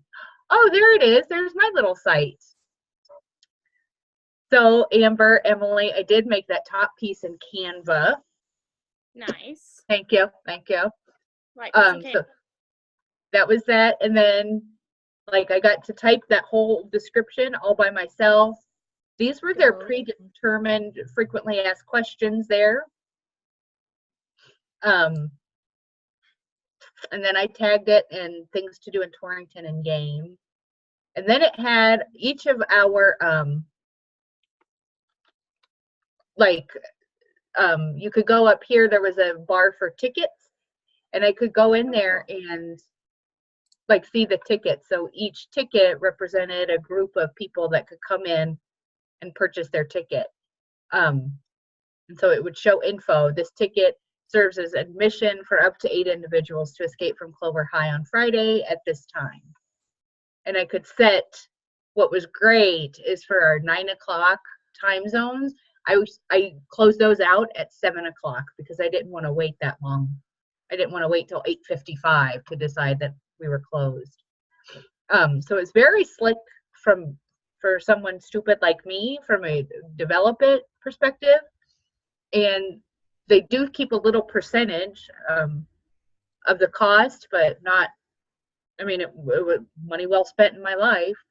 And then they cut the check back to me, and I think it took 2 weeks or something. I mean, I was impressed. It was slicker than snot. I think for an event where you're collecting money, I think that was probably good. I appreciated it. Oh, Christy, the fee was, I'd have to get up and go look. I want to say it depended on your ticket price. So the higher your ticket price, the more money you lost. And doesn't it also depend on like how many tickets are available? Yes. Because I used Eventbrite a few years ago when we had the Peterson Farm Brothers. And because I mean, that was the only thing that I had any experience in, and it was, for me, very user friendly, and also it was friendly because like you could use it from anywhere. Like, you know, if people in Fort Collins wanted to get tickets, or, you know, because we were marketing to a large area. And I guess Caleb said too, there's an app that I didn't download. I just checked it just the way I showed you, because that's how old I am. So I just went to it and scrolled down on my phone on the website, and then I could see who was coming, like when our next reservation was. But there is an app, I guess, that you can track that as well. But I want to say, I feel like for our tickets were $25, and I want to say in total, I want to say we took home like $22.75, $23.75. I mean, it wasn't astronomical that stopped us. I think it did influence our price, because we knew we were going to lose a little bit, so we went a little higher. Yeah, but I think it tells you right then, like, yes. what. Yeah, they're very upfront about it, how Yeah. much they're taking out.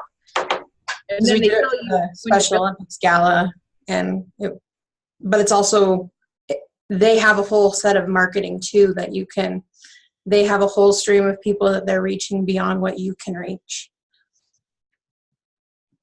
Yeah, because as a website, is it an app, Becky, or something that you can download it, the app? Because it does show you what's going on in Scotts Bluff. Yeah, and it shows up on, they throw stuff out on Facebook on somehow, I don't know, but based on people in that area.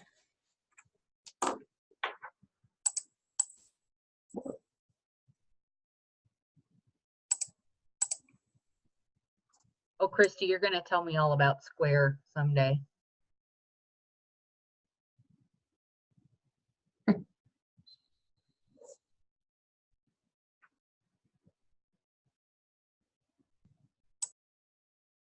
We use Square to collect things, and it's been pretty handy. Like tonight we have 4-H Carnival, and we accept credit cards and stuff so they can buy tickets through Square.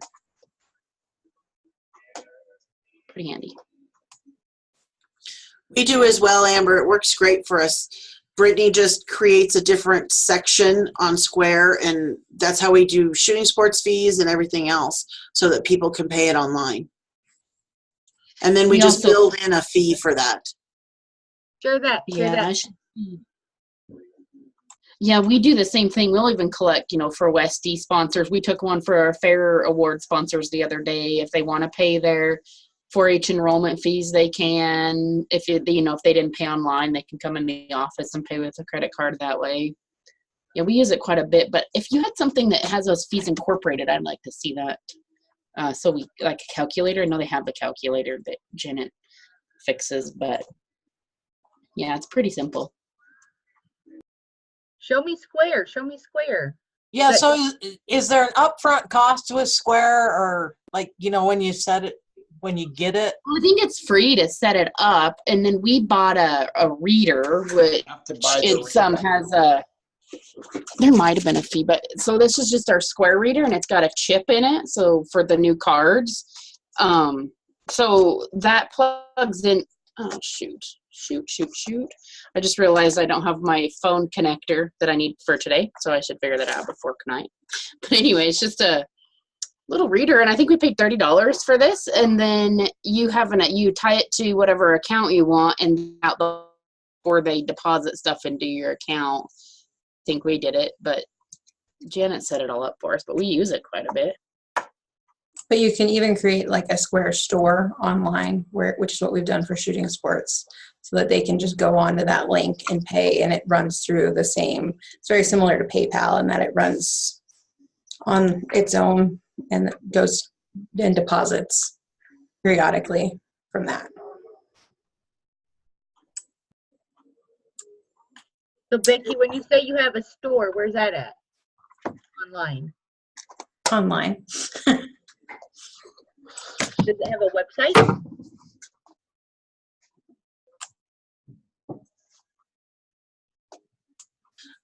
With our Square store, it's just Laramie County Shooting Sports, and then Brittany sets it up. Everybody knows that there's going to be an additional $2 fee. So if they pay for 4 disciplines, it's $42. And then that fee covers the 2.73% that they pull out when they run it.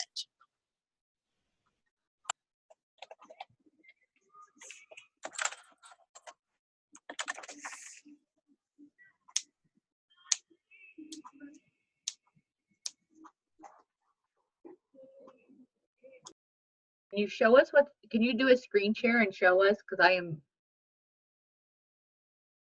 not seeing it when I Google it.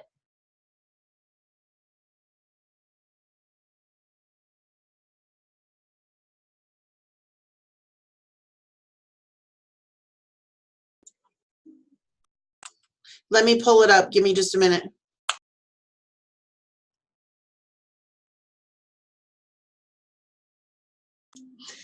My secretary does all of that piece, or I would. But is yours online all the time too, Amber, or no? Is what? Is yours online like this all the time too? No, just because we don't use it quite that much. You know, if somebody needs to pay here and there, we use it a couple times, you know. Like we'll probably use it tonight because we have a sign that says we collect credit cards and we advertise it that way. But no, we don't do the store thing. So this will be new. But I do know they have the fee. Janet probably talks better more. It's been a couple of years since I've even investigated this. Because here's my, just not that you care, but my concern is like how it gets separated out. So if it's an extension bill or a 4-H bill. So you just, like I have the app on my phone, and then when you do it on your phone, then you just pick. Like I even have, because we only have one Square account, and Caitlin will use it once in a while for her stuff. And so you just pick. We have t-shirt sales. So I have it as an item as t-shirt sales, enrollment. Is it Westie? Is it an ag thing? Yeah. 4-H miscellaneous, assessment C, county fair awards, HMW has used, which is our camp stuff. Our sale, we used somebody paid for their animal using a card through the sale, so we made one for that. We've paid when we sold the meat sale stuff. People have used credit cards for that. We did some silent auction stuff that way. So you just create an item, and then you keeps it separated that way. You can even take cash that way too if people pay cash, because I think a lot of use Square, and that's how they track everything, if you pay cash or card or what. I want more on this. I want more on this. You can hook that up to multiple different accounts too with one. That's my question. Yeah, we just haven't done that. You can do that if you want. You just have to change accounts. That's cool that you can do cash too, because we just did that fire or flood relief fundraiser last week, and I mean, like, we had $4,000 cash.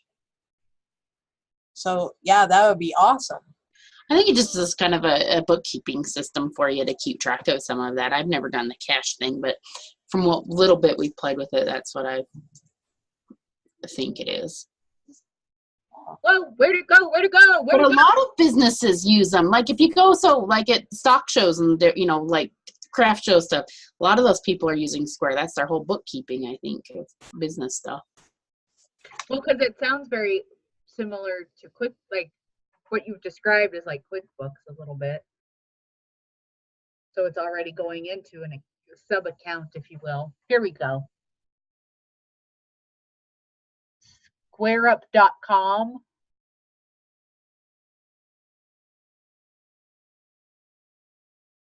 So this is the store that we put out the links. Brittany just goes in and adds items in our store, so our different fees.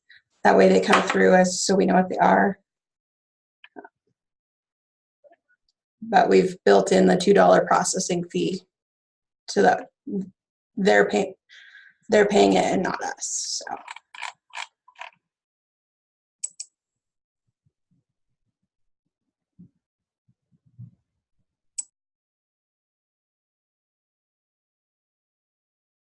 And then if you didn't like that website, if it's too long, then you put it in a tiny URL, right?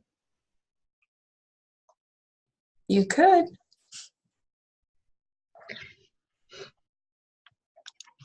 This is how I learn. Oh my gosh. So what do you go to about? Do about, what's that? That just gives an explanation of who. Oh, okay, like here's our hours. Yep. Here's the here's the fee, quality assurance. Okay, and then shop, do shop. Do what? Go up to the shop. That'll take you right here. Okay. Tells you what items are available. So we run our shooting sports fees through here. So then they would just click on. And they click on which ones they want to add to the cart. Oh. So if they're in all 5 of them, they'd have all 5, and then they'd all sit in the cart. And then you'd be able to check out on the cart. So. You guys have just overwhelmed my senses today.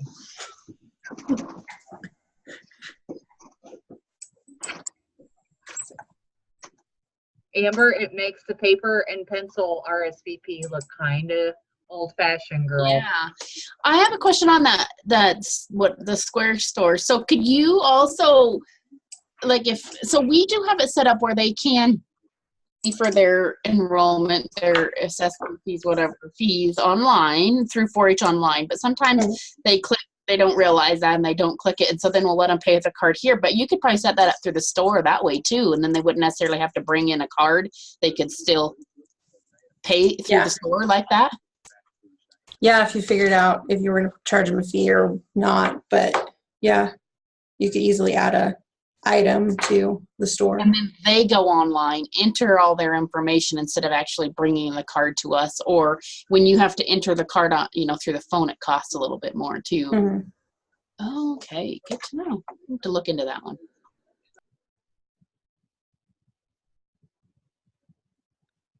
But then I just Googled it. So I Googled Laramie County 4-H Square Up store, and there it is.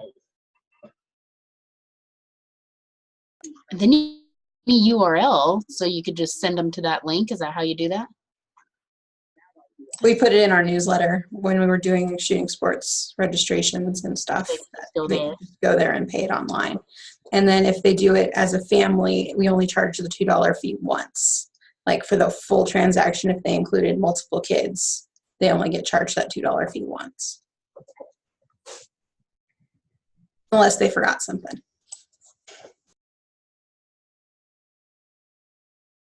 So when they do that multi-family, like, it doesn't keep track of like name? No.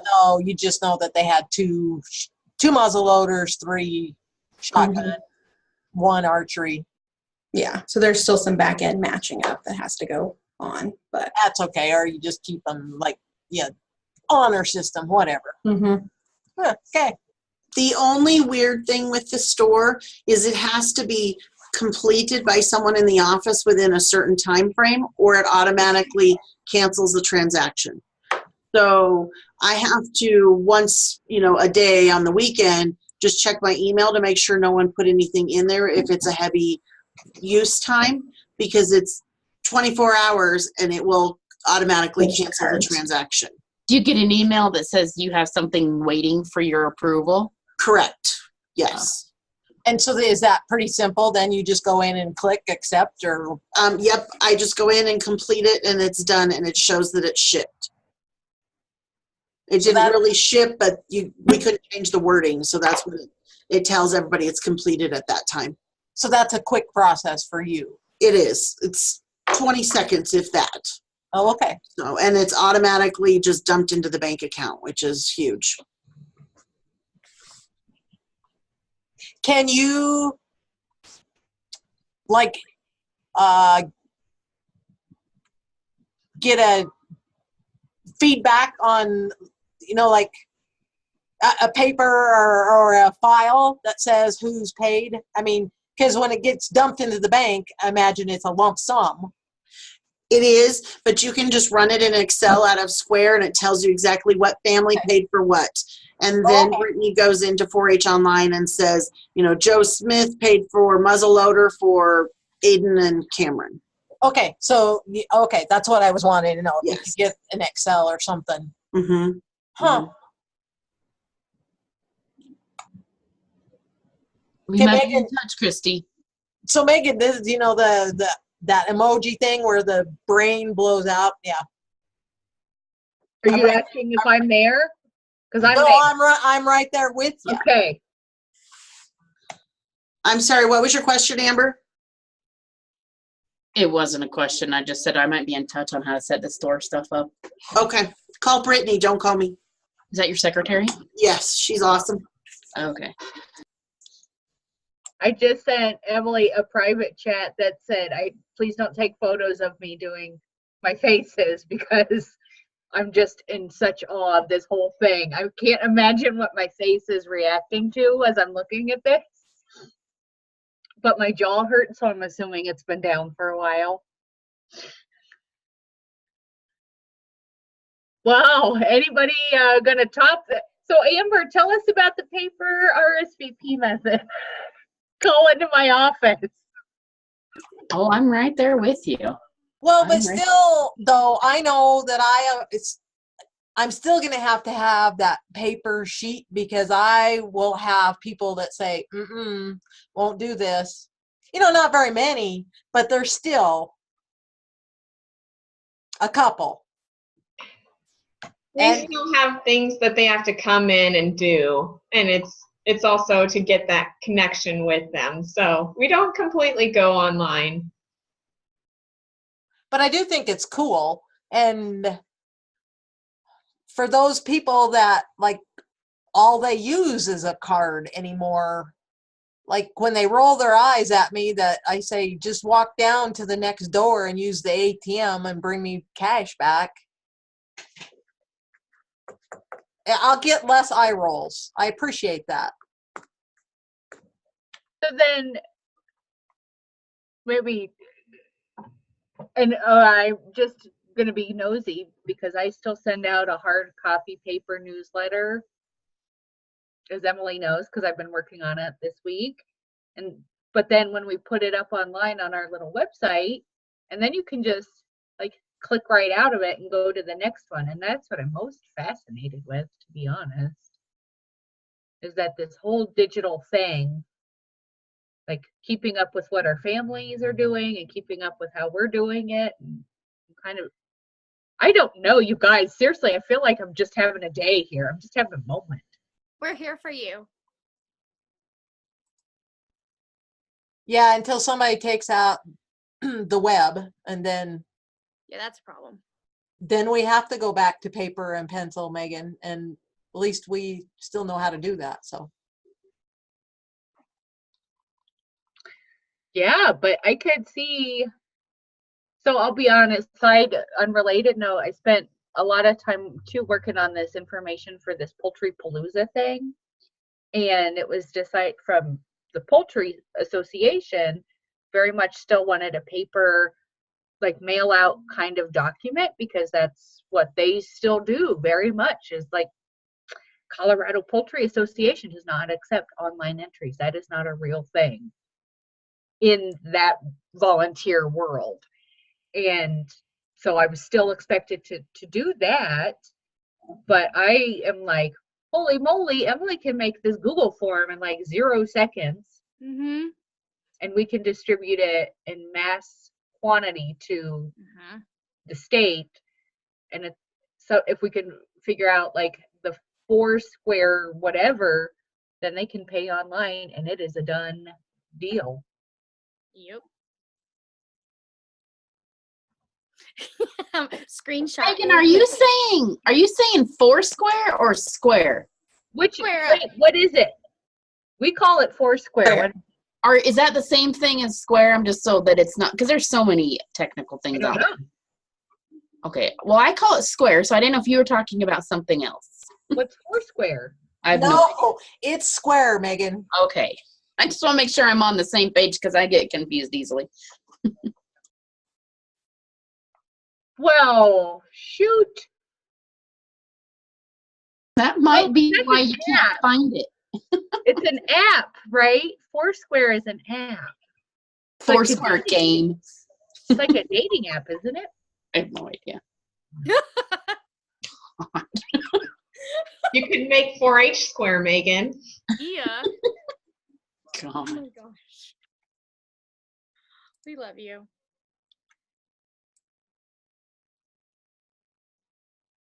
It's a search directory. You guys. Okay, well, who's ready to blow my mind next?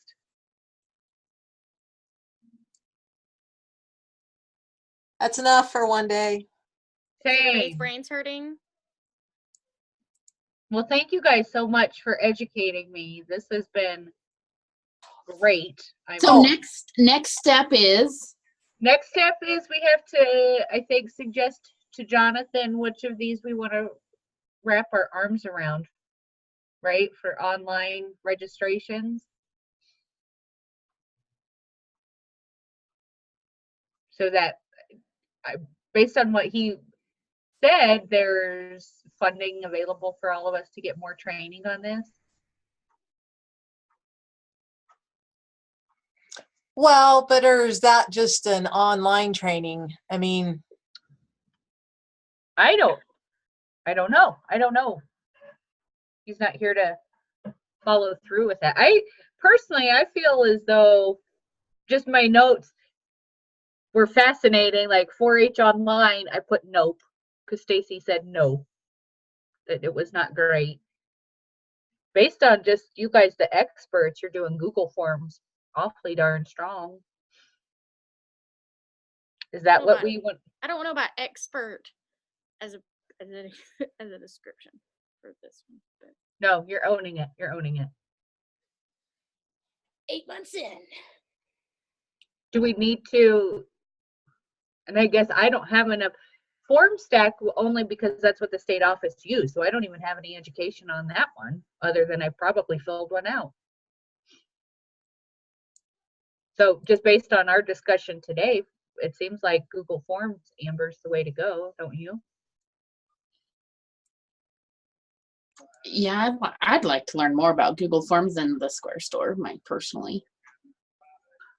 Me too. And the tiny URL too. It's cute. So that's what we need to pass on to Jonathan.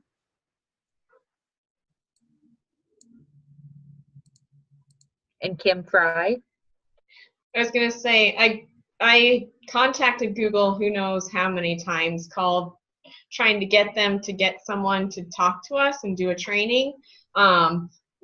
Everyone that I spoke to basically said, well, we don't do that unless you already have purchased it and want technical support. So if anything, we could go through like a how to do it time and just maybe Emily could teach us and we can hop on and have everyone do their own at the same time.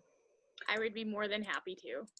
And that's part of you guys on our planning calls. Not that everybody needs to know how badly you pick on me when we're in small groups, but when I kept saying that I need more instruction on all of Googleness and what it, Emily kept calling it the Google Suite. That's huge. And I think, seriously, I don't know. I didn't know that I had a Google Drive until just it's on my computer now. You're welcome. There's So- a lot of different Google items. There's like Google for nonprofits, Google for businesses, there's G Suite. Yeah, there's a lot of options, and then there's the free stuff that you have at your fingertips too. So it's its own world.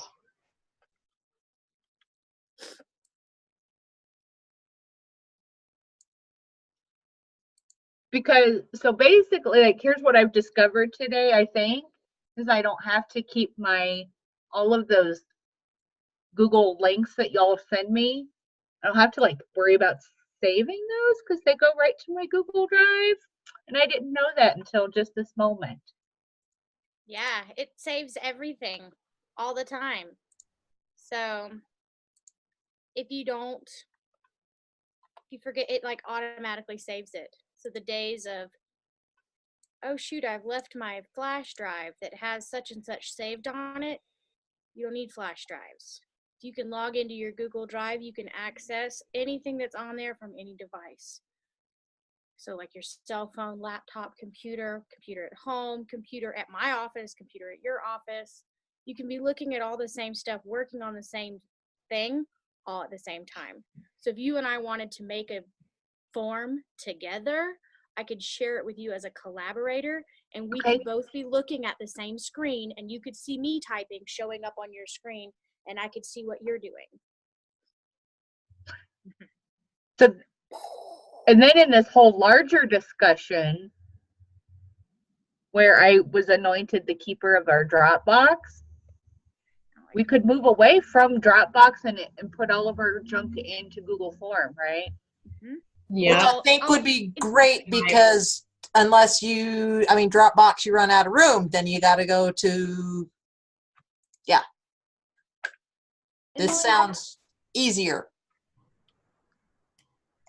I had a question, Emily, and hello everyone. I'm so sorry for being dramatically late. I was like an hour late. Oh my gosh, almost 2 hours ago we had a call. But I've heard that when you use Google Drive, Google owns everything you put on there. I've heard that as well. You know, I don't know that. I've never heard that. It's a possibility, but I mean, in reality, what are they going to do with it? Like, do they even want it? What are they going to do with it? Look at it? I don't know, but I was just wondering. Sometimes I think about that for my own personal use, like when I don't put anything that has personally sensitive information on Google Drive because like I don't want them to own it, whatever that means. But I just wondered as an organization, like how that affects us. Well, I think possibly the University of Wyoming might disagree with that. Because I would guess that some of our stuff, I don't know, our intellectual stuff or whatever, the university probably feels that they have ownership of it. I don't know. I think that that's a whole big legal question that lawyers get paid a lot to argue about, and so who knows what is actually correct. But probably worth a consideration too as we look at recommending. This is how Google's going to take over the world. Yeah, it's true. They own YouTube. Now, so if you have a Google account, you also have a YouTube channel. You didn't even know it. Who's their big competition now? iPhone. Apple. Pretty much.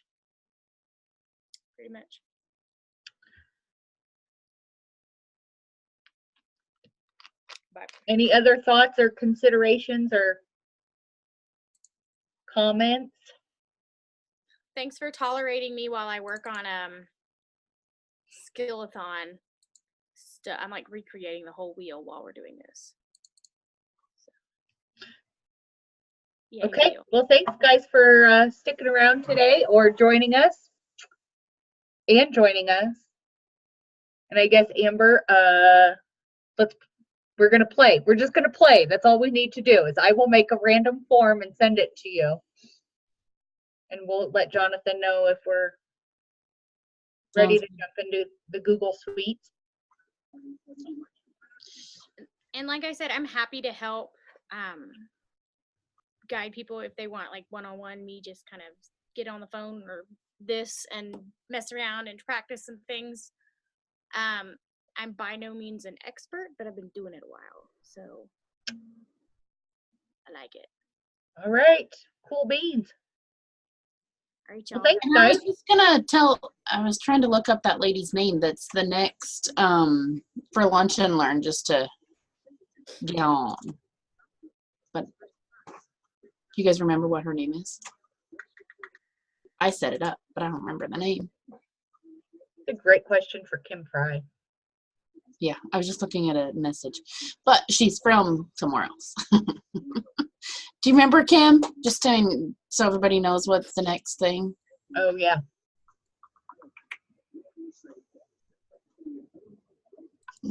Sorry, I can't find it.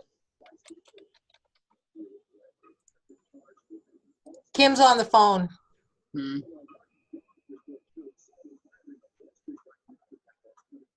Anyway, it's some lady talking about recognition and different generations and recognizing volunteers.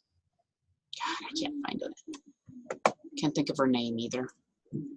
She's a volunteer specialist from, I want to say Maryland, somewhere. God, sorry, I can't remember the name. But anyway, join us for Lunch and Learn, whatever day that is. What is it, Megan? I feel like I'm just hijacking it. So we'll have Lunch and Learn will be, oh, sorry, excuse me. How about, April 24th. Yeah, thanks. April 24th, and then we will have the next coffee talk will be May 3rd.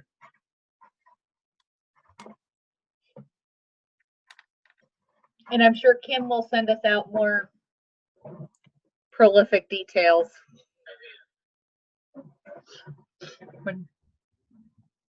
Her name is Jamie Morris, and she's going to do volunteer recognition at the next Lunch and Learn. Oh, that'll be good. Yeah. Feel like we need a Google form on this. Oh, we should. Because then we couldn't see what's coming up. All right, guys. Thanks. Thank you, guys. Talk to you later.